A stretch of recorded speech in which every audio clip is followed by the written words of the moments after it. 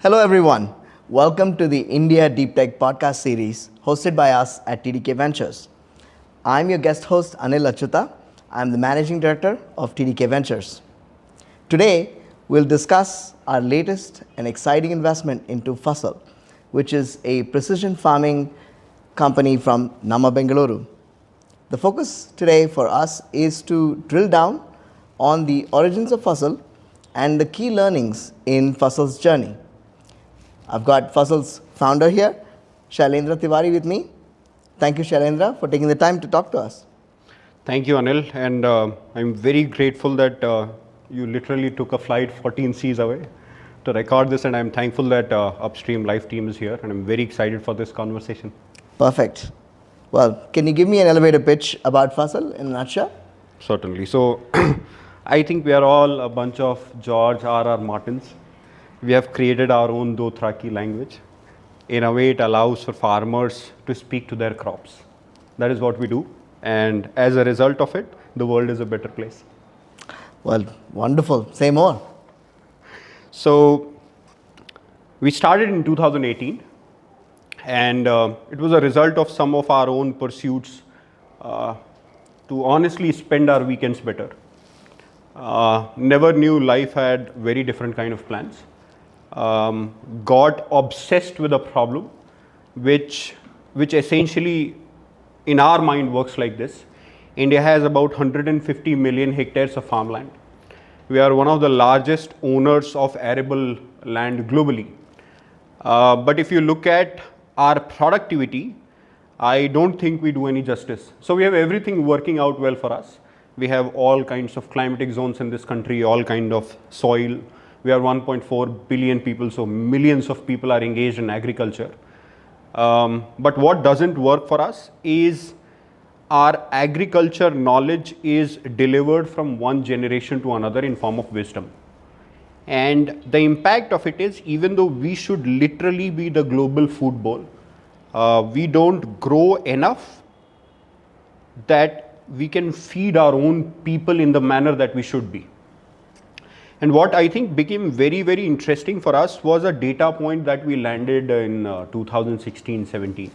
So in the year 2016-17, the Netherlands, they exported $1.4 billion worth of tomato. And our combined export from all fruits and vegetables was $435 million. And I think what blows this out of proportion is we have 150 million hectares, they have 1 million hectares.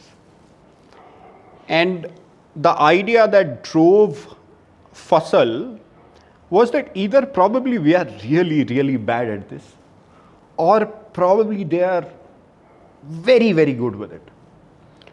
And when we delved deeper, we realized that the science in Indian agriculture was missing.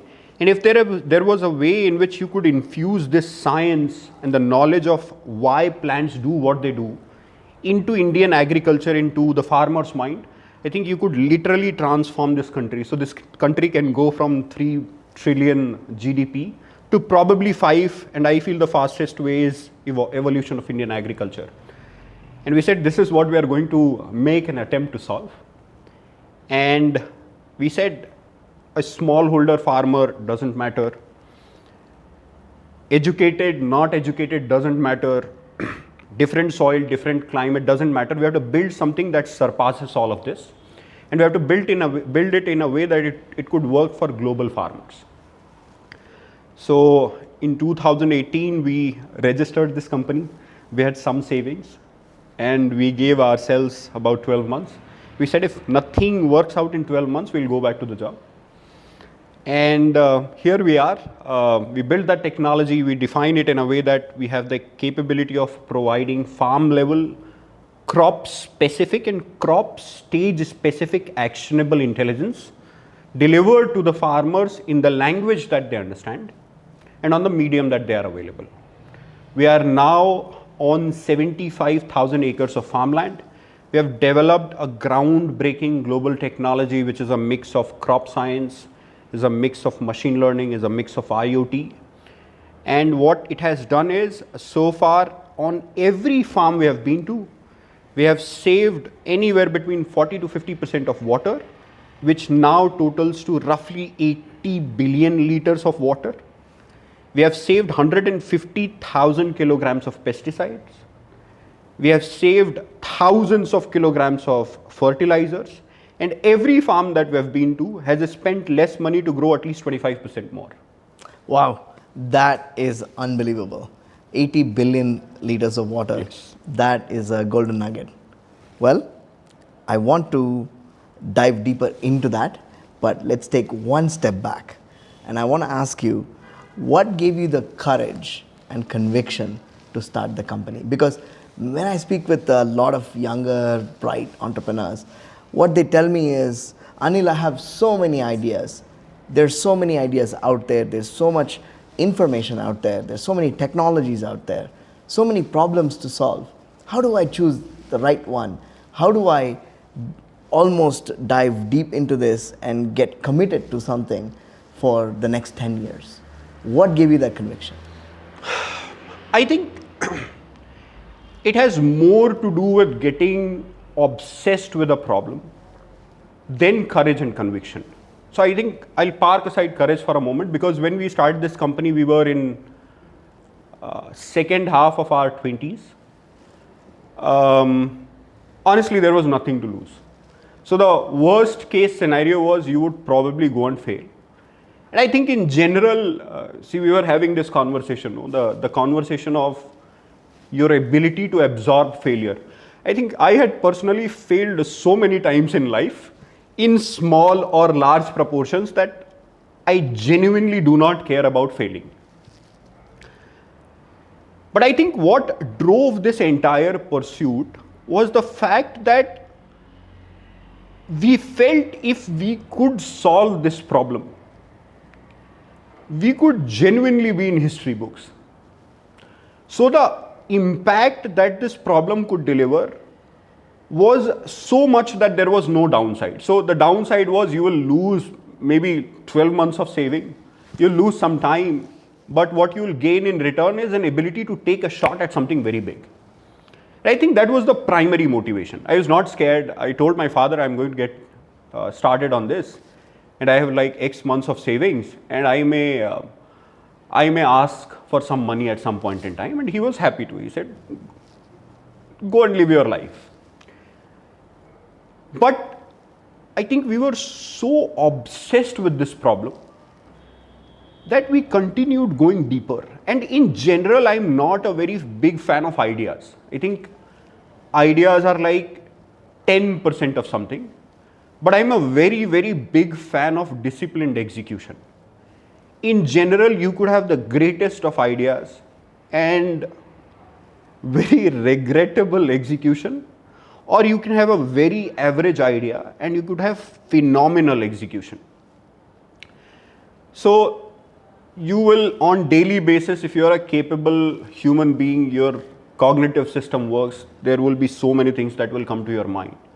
But for you to go and commit to something for 10, 15, 20 years, or rather lifelong, I think you need to get obsessed. You need to get obsessed with some part of it. So we were obsessed with the fact that we said if we can transform one farm, we can transform one family. If we can transform 10 farms, we could have potentially transformed a village. If we can transform 10 villages, we could have potentially transformed a taluka. And if you can do it for hundreds of talukas, you could potentially transform this country.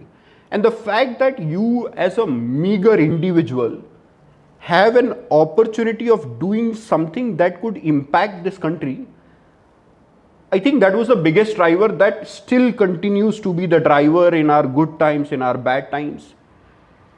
Conviction came when we started executing parts of it.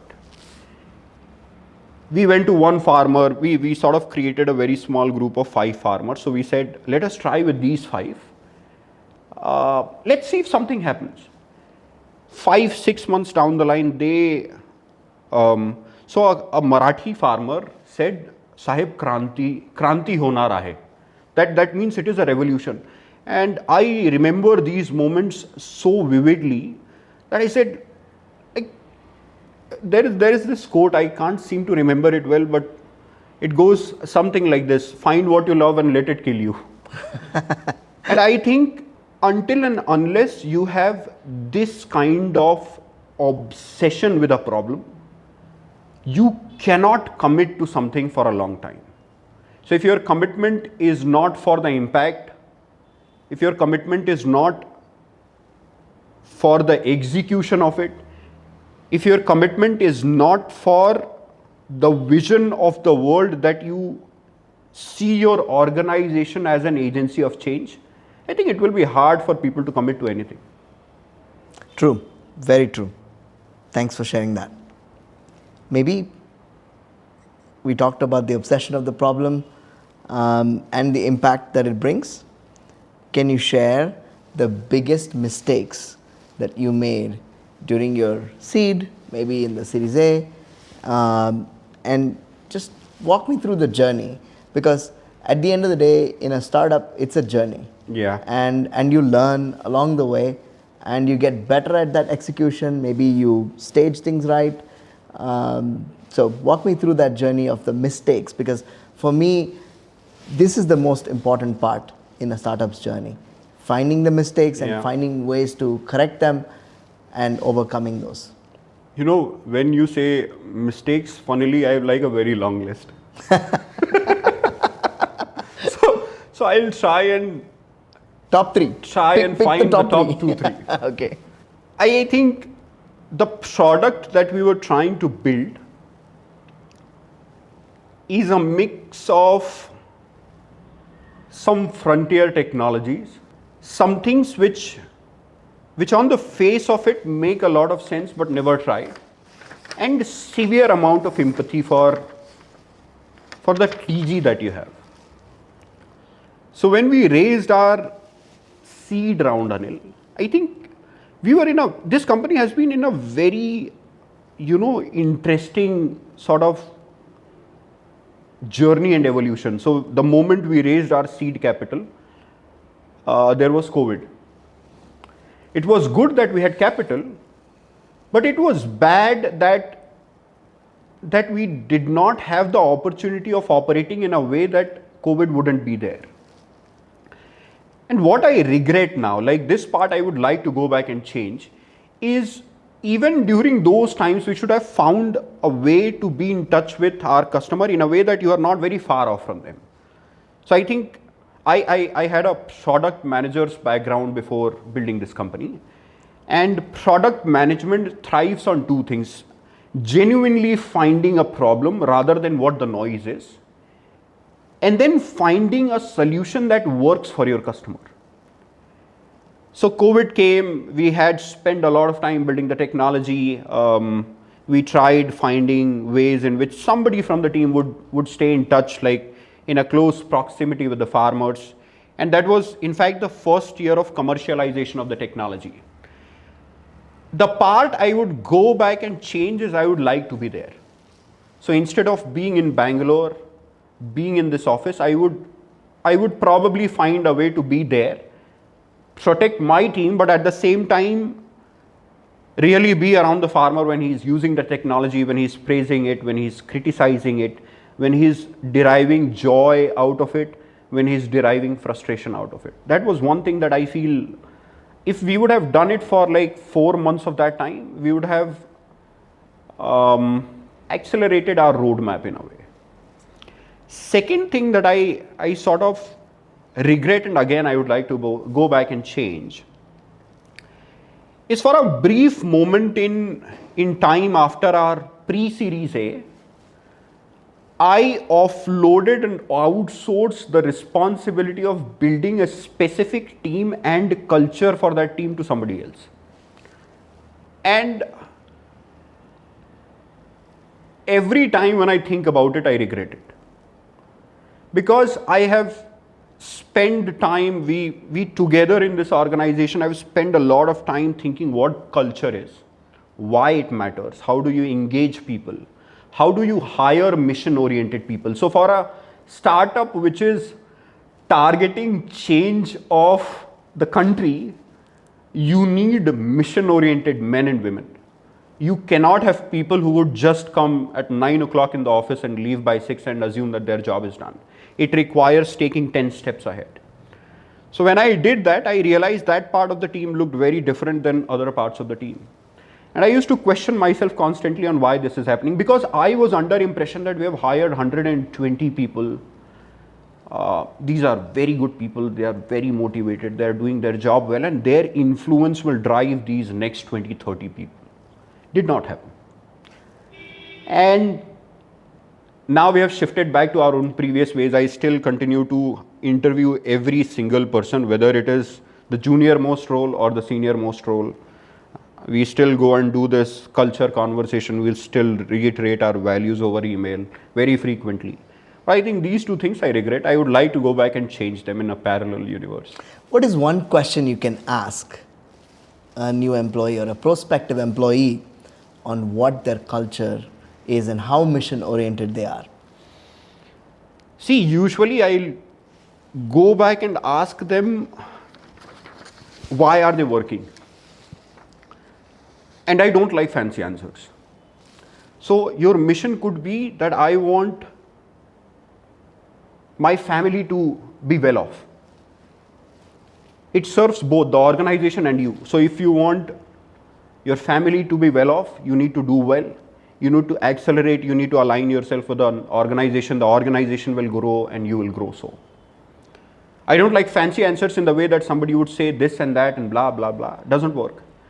You could have the basest of the reasons which could make you extraordinary. Like, look at the Maslow's hierarchy of need. No? When you are at the bottom of the hierarchy, you want to sleep well, you want to eat well. And these in itself are biological motivations. But if you are aware of something like this, I am very happy. It means it is easier for you to show the value of what this mission means to me. If I am able to relate it to the thing that you are trying to drive in life. So if there are parallels that I can talk to you saying that this is what you care, in the same intensity I care about this, and the only way we can progress together is if we merge them both. So we find one common ground where I and you are on the same page. I think that is something that is a very critical part of my questionnaire. If people give me very fancy answers, sometimes it works, sometimes it doesn't. Give me an example of a red flag. So a red flag is, I'll give you a very interesting one. So somebody said, this to me is a way of giving back because my family belongs to a farming family. My native is a bunch of people engaged in farming. So I asked him some questions like, what do they do, which crop they do, what are their challenges, what are no answers. So sometimes having very fancy answers does not matter. Having the basis of the answer is okay. But what is critical is for you to have something that drives that intensity for you. I know what drives intensity in me, and if you may not be able to understand the vision of it, but if you have something that you feel very deeply engaged about, it's very easy to get on the same page. And that is what matters to me. If they care about it, they would have known the answer to that. Right, they would have, definitely. They rehearsed it. They did. It was a fancy like first degree questionnaire. The moment you start going to second degree, third degree, fourth degree, there are no answers. That's a golden nugget, by the way. So let's get to Fasal because that's an important part. What is the core value proposition of Fasal? What does the company bring to your customers? And why do your customers love you? Certainly. So there are three things to talk about: the land, the crop, and the farmer. On the supply side of things, and then I'll talk about the demand side of things. When I say land, I talk about arable land which has the ability of giving something to the plant. When I talk about a plant, every plant that you grow has something that we call genetic potential. So genetic potential is nothing but its ability to produce certain quality or certain quantity of what it can deliver, its offsprings. And then the farmer. See, this is a fascinating country to live in right now. So in the last 10 years, the GDP has literally doubled. I remember I used to go to my maternal grandmother's house, and these scenes are so vivid. So I've seen the roads being broken. You are very far off from them because there was no cell phone, there was no electricity, and in front of my own eye in last 15 years, I mean, you can drive your car at like 80 kilometers per hour. Everybody has a cell phone, everybody's trading crypto. And it's so easy to be in awe of the development that has happened. And what it has done for our people, no, is it has made a country of 1.4 billion people who really have very deep aspirations. And so is the farmer. So the farmer also wants to live well. He wants to send his children to good school. He wants to grow good quality produce so that he can be proud of what he is feeding to the people. And in doing so, he also wants to make some more money. What we have built is something that helps all three of them. The challenge with the plant is that for you to get the best out of it, you have to give it the best you can. For the land to give the best to the plant, you have to give it again the best you can. And then the farmer has to get what he wants. What we build is a technology, Anil, which collects every data that understands what is happening with the plant, what is happening with the soil, and it translates in a way that the farmer actually understands what the crop is going through. Now let me help you understand. So somebody very recently said India is a country of plenty, and I agree to them. So we have plenty of land, plenty of people, plenty of everything is in plenty.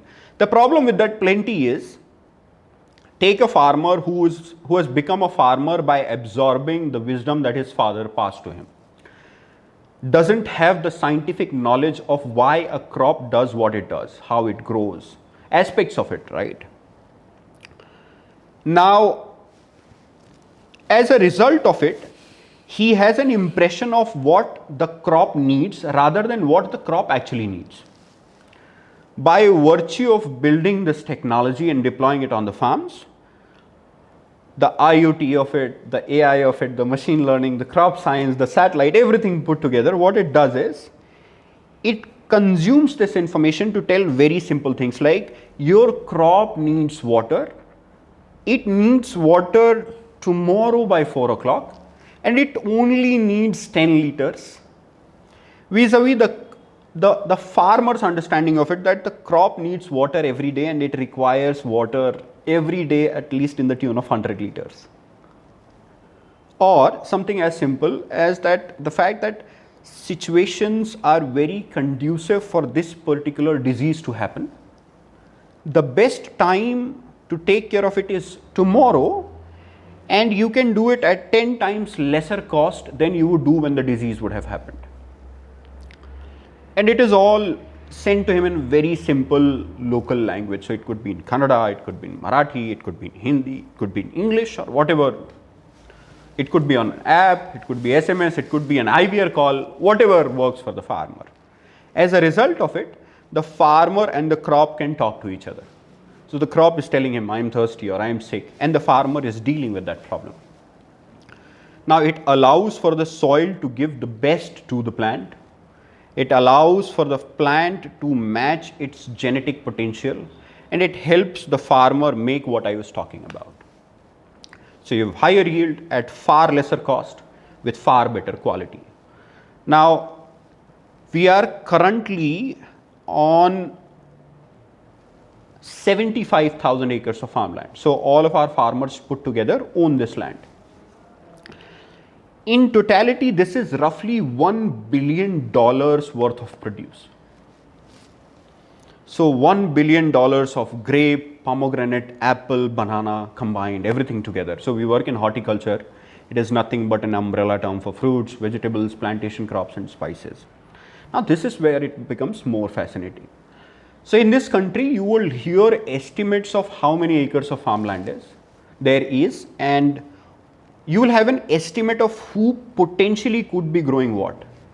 Vis-a-vis a technology or a company like Fasal, I know which of my farmer is growing which crop. What is the stage of that crop?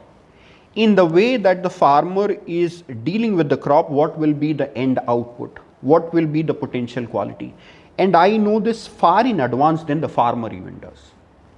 Now that puts us in a very, very nice spot in the way that this country doesn't have a demand and supply problem. This country has a supply consistency problem in the way that you want a specific quality of banana, you may or may not get it.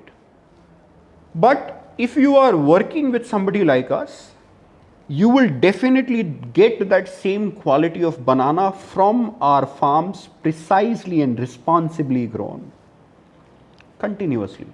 So I would go to the likes of e-commerce or modern trade or export or whatnot. And I can tell them 1 month in advance that you tell me what do you need a month in advance. And I will tell you exactly which of my farmer is going to give you that, and I'll bring it to your doorstep. And that solves problems for them because they dig well every day and then they pull out water. They go to the market every day, they find what they need. They may or may not find it, they may or may not find the quality or the quantity of it, but when they work with us, it comes directly from the farm. And we also decrease the food mile further. What that means is, I take the produce from my farmer and I deliver it to them as soon as I can, directly in their DC, vis-a-vis the produce going at least 4 more nodes, losing its freshness, getting more handled. I cut off all of this from a demand perspective, and in that way I give my farmers a far better market access than they would get otherwise. So Shailendra, I love the marketplace part of Fasal, and it makes so much sense to incentivize the farmer so the farmer can actually make more profits. Can you tell us more about that and how you actually came up with that idea?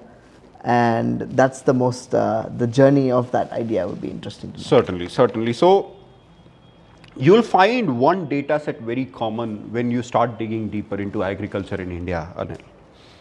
That is, especially in the horticulture segment and in the perishable segment, we lose anywhere between 30 to 40% of what we grow. I think that's terrible. It's terrible because 40% of the value that is getting created, you're spending money on it, you're doing your best to get it, and then it is getting lost somewhere in the supply chain. In a world where tens of millions of people are going hungry, it is a sin to let this happen. So our perspective was, how do you deal with this problem? And this is complex in the way that it is impacted by how you grow, how you harvest, how you transport. When we had the first cohort of farmers using the technology and growing a season with it, we started validating the impact that was getting delivered. So there was more quality, there was more quantity, yes, there was better quality, yes, and as a result of better quality, we also saw that the shelf life of these commodities or products was improving. And that was beautiful in the way that you now know that you have harvested, the shelf life, that is the point before this produce will die, is let's say 3 days. Now it is probably 5. So now it can go to somebody's plate. Second part was the fact that your farmers were growing very high grade and they were still selling in the same market for the price that they were selling before. How does it make any sense? And you know, in this country there are millions of people who are dying to eat good quality products. So then the pursuit was, how do you put this produce in the right market at the right time for the right price? And that's where the idea of marketplace came into mind. And in fact, we evolved from marketplace. We said it's not just about a marketplace, it's also about value chain. So what we did is, we started doing a lot of research on, again, the trends of this country, right? So I'll continue repeating, this is a fascinating country to live right now. This is going through extraordinary changes at very rapid pace, and one of the changes is that People who are in the lower middle income groups are moving up. People who are in the middle income groups are moving up. So there is a shift from the bottom, and it is taking shape in a way that this will become an inverted pyramid in a certain way. And we did a very fascinating study. The study was, the moment any country has gone through some of these changes, consumption of two things has drastically changed. One is people start to wear good clothes. Second, they start to eat good food. So we said, and our estimate is right now India has roughly 200 to 300 million people who want to eat good quality produce.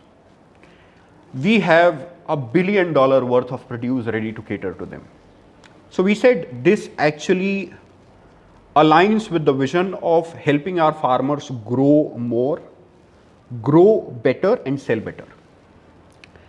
You will incentivize the farmer, your consumer will get something high quality to eat, and in the midway you'll make enough money that you can continue propelling the stream. That's where it all came together. The marketplace has evolved in a way that we wanted to deal with the way we handle the produce, and we are innovating there as well. How are we harvesting, in what way we are packaging it, in what way we are transporting it. So we have gone a little bit ahead, and we are now managing the value chain from the point of view that we do the harvesting, we do the sorting, grading, packaging, and we are innovating on every point, every node of it. We are utilizing logistics players who have similar vision, people who want to do good in the way that they deliver it in a way that it deserves. And together this orchestra is giving the farmer that satisfaction that I am growing something which is dramatically better than I was, and the consumer is happy in the way that he is eating responsibly grown, safe, high quality produce. What are the challenges here? Many. So challenge number one is, this is a traditional value chain, and every player that you are going to work with is going to give you that debt too, if it makes any sense. So for you to actually operate in this, you have to be very, very clear of what is acceptable to you and what is not. Let's say you take something as minor as harvesting. The traditional way of harvesting is, you assume that the plant is ready, you can pluck the fruits off, so you will get some labor together, they will all pluck it, they will all take it to a location, you will put it in a certain kind of package, you will take it to the APMC market and sell it off. Vis-a-vis what is acceptable to us is, we really need to know whether this produce is ready for harvest or not. Second, how are we going to harvest it? Are we going to harvest it in a way that it is handled far lesser, or are we going to utilize the same infrastructure that exists in terms of harvesting? I think to this organization, the traditional has to imbibe the good. Then packaging. I mean, we lose produce. So it is an estimation, Anil, but we lose produce, and produce gets wasted because we don't package it right. And it could be as simple as, how many plies of paper are you going to put in your box? It is as simple. To us, it matters that the produce that the farmer has grown like a child is treated in the same way when you are going to package it. So there was a lot of work on packaging. How do we package it? And then how do we utilize that package as an instrument of helping the buyer know how it was grown and how it has been transported? So if you look at it in a straight line, every node is going to push the traditional and sometimes challenging ways of doing this, and you have to be very, very clear in your mind that you want to harvest it in a way, you want to collect money in a certain way. All of these things are challenging, and in all honesty, it's a very difficult thing to do. But in general, we as an organization believe deeply that to build very long-term value, you have to do very, very hard things. What is your moat? Why can someone not come in and say, I will do exactly what these guys are doing? What did you do to develop that moat? So I can talk about soft moat and I can talk about hard moats. The hard moat is definitely the technology. there's a part of the system which has something to do with IoT. Why do we need IoT? Is because the plant is a living being, it is continuously breathing, it is continuously developing, and you need continuous data to make sense out of what is happening. And when you say IoT, you have to realize the context of that IoT. So imagine some farm in Banmer, Rajasthan, where the temperature could be 52 degrees centigrade. You would potentially have period of time where the farmer isn't visiting the farm. You could have 200 rainfall. You could have a buffalo roaming free on that farm. So it has to go through certain kind of adversity, whether your system is ready for that adversity. Second, the target audience that we have is a great audience in the way that it is very demanding. So you can't build something for 6 months. You have to build it for very long term. And you have to keep delivering value, because the farmer is a master of assessing what value he's paying for. Building IoT is one thing, building IoT for circumstances like this is another. And then the biggest challenge of it all is, can you do it at a cost that the farmer feels comfortable with? On the software side, on the intelligence side, it's a mix of hard and soft, and I'll help you understand how. So Indian agriculturists are trained in a way that you are taught to go on the farm and assess what is going on. Vis-a-vis, you are saying you are going to build a technology which is going to combine sets of data and science, and without even seeing what is happening at the farm, you go and tell what is going on, and you have the moral responsibility of getting it right because you are affecting somebody's livelihood.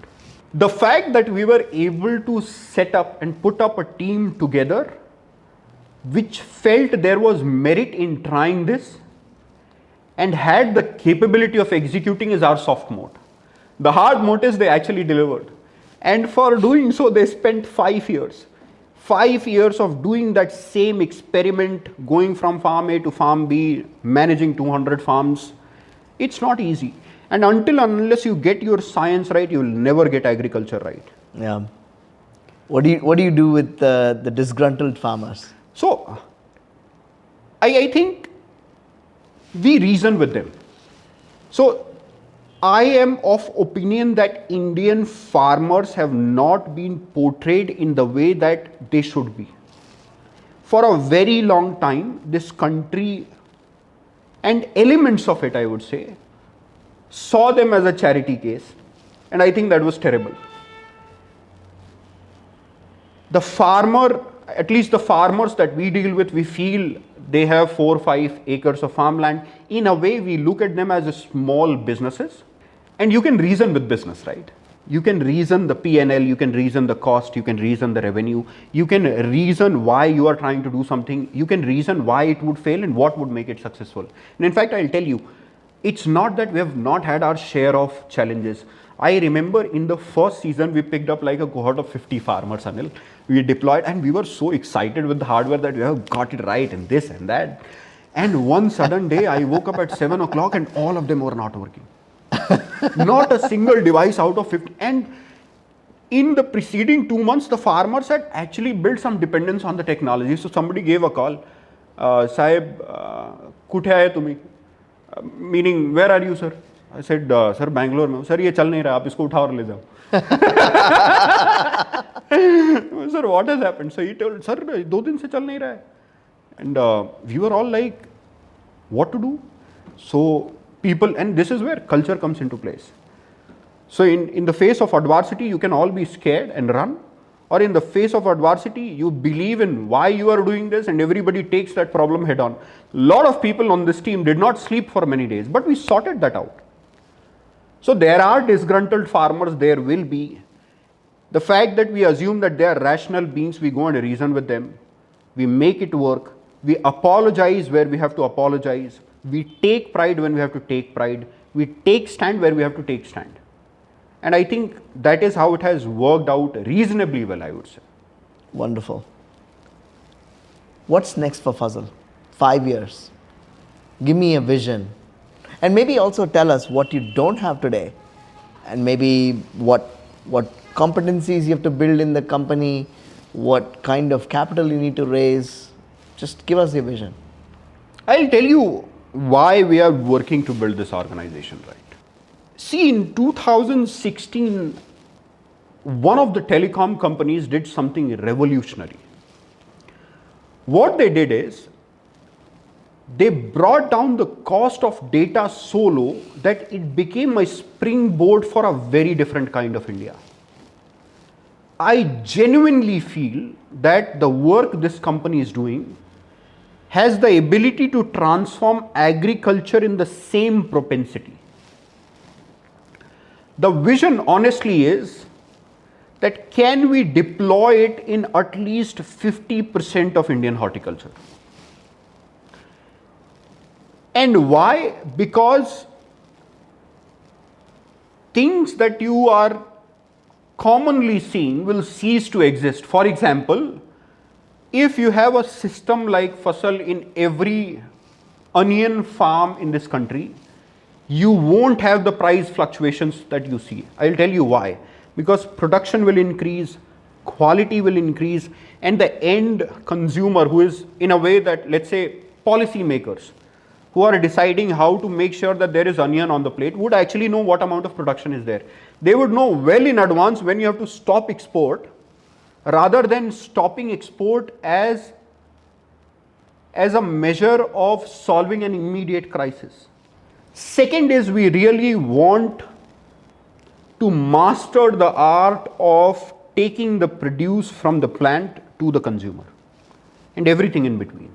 I feel why this is critical is, if let's say we are successful in doing so, I deeply believe that this country has the potential of becoming the food bowl of the world. We did a calculation, Anil. So we said, let's take the entire 150 million hectares of it and multiply it by the kind of productivity that Fasal brings to the table, and look at it and compare it with the consumption that the world does. So the data that came out was that India has the capacity of producing enough that nobody in the world has to produce a single plot of land more. And tell me if that is not exciting. That is incredibly exciting. So, last question. Do you think you can beat the Netherlands, the stat that you shared in the beginning? See, in a lot of farms, you have already done that, Anil. Wow, that is unbelievable. I did not know that. In a lot of farms, you have already done that. Give us an example. You know, I remember we used to talk about tomato and chili. So Indian average farmer grows about 16 metric tons of tomato, let's say tomato on an acre. Fasal farmers grow 50 now. We have seen people growing 40, 50, 60 as well. And these are not edge cases. This doesn't happen once a season. I keep hearing this frequently. So it has happened in this way, that the farmer tried your technology and he is trying to balance his aspiration with his comfort as well, no? That I'm not going to lose this entire thing. So he arrived at, let's say, 40% comfort. So he tried your recommendations 40%. Then in the next season, he saw it really happening. So he went to 60, 70. And now he is fully dependent on it. And the moment he's fully dependent on it, he's growing by sheer science. And when you treat the plant well, when you treat the soil well, that is what Netherlands was doing, right? That's incredible. Well, I have to stop here because this is such a positive moment and really appreciate you taking the time to speak with us. And thank you for this conversation. I'm very grateful that you are here. I thoroughly enjoyed our conversation and I hope we can do it more. Perfect. Thank you so much.